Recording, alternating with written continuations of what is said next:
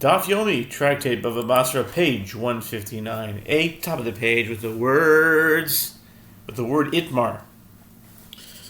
Ben shemachar benechse aviv b'chayei aviv ameis benoi moitzi miyad alakoiches bezu hi shekasha b'dinim onis v'lemurle avuch mezabin v'at mapek. It was stated with regard to a son who sold some of his father's property during his father's lifetime, and the son died. The son's son repossesses the property from the buyers. And this is a difficult halacha with regard to monetary law, as the buyers can say to the son's son, does your father sell the property to us and you repossess it? Umay kushya, the Gemara asks, and what is the difficulty? Dilma matzi amar, mikoach avu, de abba, ka'atena, teda dechsiv, tachas avuisecha iyu banecha, teshisemo lisorim michol ha'oretz. What is the difficulty? Perhaps you can say, I came to repossess the property on the basis of the right of my father's father to the property, as I inherit directly from him. No. Meaning, know this, have this in mind, acquire this as knowledge, know that this is so. As it is written, in the place of your fathers shall be your sons. You shall make them into princes throughout the land. Psalms 45:17. The phrase, in the place of your fathers shall be your sons, indicates that a grandson inherits from his grandfather directly. In the place of your fathers shall be your sons, you shall make them into princes throughout the land.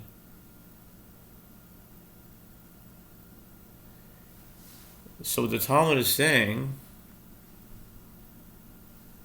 is that indicates that a grandson inherits from his grandfather directly, and he does not inherit through his father. Okay.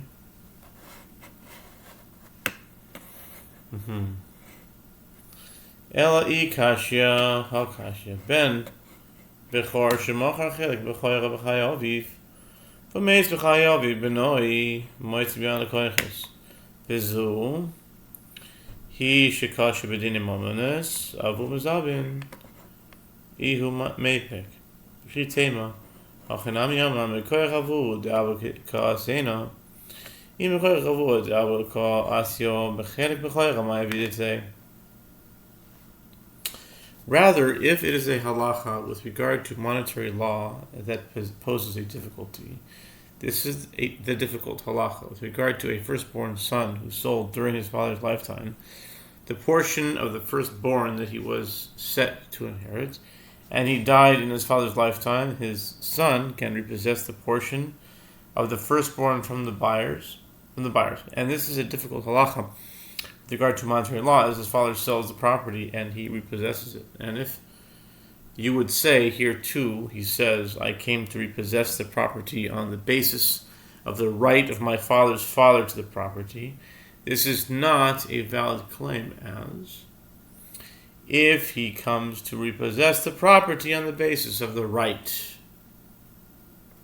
of his father's father, what is the relevance of the portion of the firstborn, since he is not his grandfather's firstborn?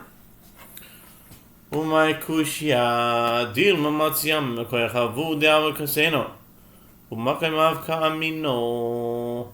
The Gemara rejects these. And what is the difficulty? Perhaps he can say, I come to possess the property on the basis of the right of my father's father to the property, and yet I receive the portion of the firstborn as I stand in my father's stead. Ela, I kashya hokashya. Haya yodea lo edus pishta ad shelo nase gazlon v'nase gazlon hu'en lamed al ksav yadoi avalachem idin hashto iuloi la meheman achrini mehemni v'zo hi shekasha b'dinim omenes. Rather, if there is a halacha with regard to monetary law that possesses difficulty, this is the difficult halacha. One new testimony supporting another. One not new as in not old, but new as in had knowledge of. One knew a testimony supporting another, and his testimony was written in a document before he became a robber. And then he became a robber and was disqualified from bearing witness. In this case, he may not testify as to the legitimacy of his handwriting, but others may testify that this is his handwriting on the document. The difficulty is that now that his testimony is not deemed credible, although he knows of the matter with certainty, is it logical that others are deemed credible and his signature is ratified according to their testimony? And this is a difficult halacha with regard to monetary law. My kushya, Gemara comes back and rejects this and says, what is difficulty? Dilma kegon shehochzak kasav yadav bebezdin. What's the difficulty? Perhaps this halacha is referring to a case where the signature was already presumed by the court to be his handwriting before he was disqualified, and the witnesses testified merely that the document was already ratified. Ela ikashya hakashya. Hayodea lo edus bishtal ad shelo tipa lo Yehoshua. Hu eino yochol lekayim kasav yado, aber lachem yochol lekayim kasav yado. My kushya. Rather, if there is a halacha with regard to monetary law that possesses a difficulty, this is a difficult halacha. One new testimony supporting another concerning the latter's ownership of a plot of land, and his testimony was written in a document before the land came into the witness's possession as an inheritance, which caused the witness to become an interested party. In this case, the witness may not ratify his handwriting, but others may ratify his handwriting. The Gemara rejects this, and what is the difficulty? Perhaps here too, the halacha is referring to a case where the signature was already presumed by the court to be his handwriting before he became an interested party, and the witnesses testify merely that the document was already ratified. Ela ikashya hakashya. היודע לו בעדוס עד שלא נעשה חסנוי ונעשה חסנוי והוא אינו מעיד על כסב ידוי אבל לכם מעידין הלה מהימן אחרים מהימני. Rather, if there is a halacha with regard to monetary law that possesses difficulty, this is the difficult halacha. One new testimony with regard to another, and his testimony was written in a document before he became that person's son-in-law. And then he became his son-in-law. In this case, the son-in-law may not testify as to his handwriting. It's interesting that in Yiddish, the word Eidim is son-in-law. Mana Eidim. So maybe, here it's talking about witnesses, the son-in-law being witness, so maybe it came from here. The son-in-law may not testify as to his handwriting, since one cannot bear it for his relative. But others may testify that it is his handwriting.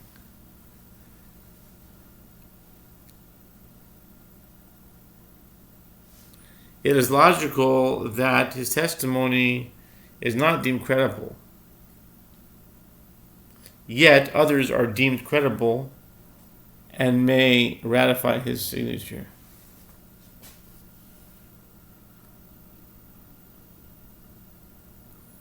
Bechite machanami kegoin shuch zaksav yodai bebezdin. V'amar Rav Yosef bar Minyomi amar Rav Nachman af al pi shelo huchzak kasav yodai bebezdin. And as you would say here too, the halacha is referring to a case where the signature was already presumed by the court to be his handwriting before he became a relative. This is difficult.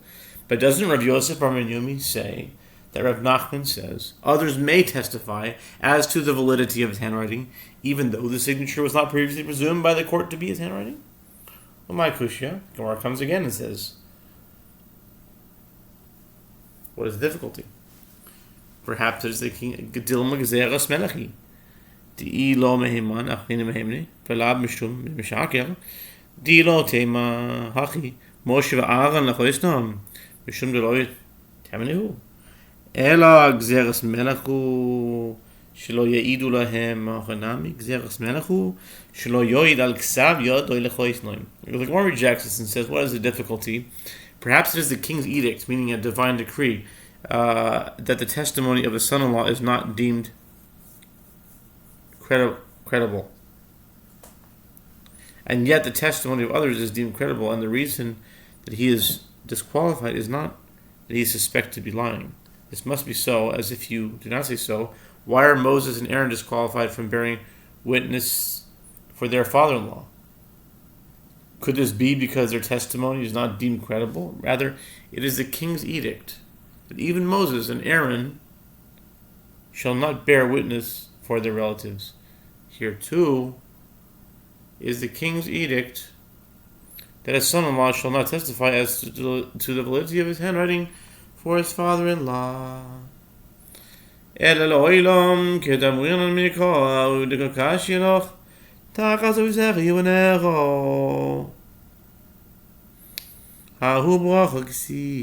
Rather, the difficulty is actually, as we said initially, with regard to the halakha, that if a son sold some of his father's property and then died, the son's son repossesses the property from the buyers. And with regard to the verse that posed a difficulty for you, in the place of your fathers shall be your sons, Psalms 45:17, which apparently indicates that a grandson inherits from his grandfather directly. This is not difficult. That verse is written as a blessing. The verse does not indicate the halachic status of the grandson's inheritance. And the reason he can repossess the property is still difficult. And the Gemara asks, but can you say that the verse is written as a blessing, but with regard to the halacha, it does not indicate anything? And that's lands us on the top of 159b, to be continued on 159b.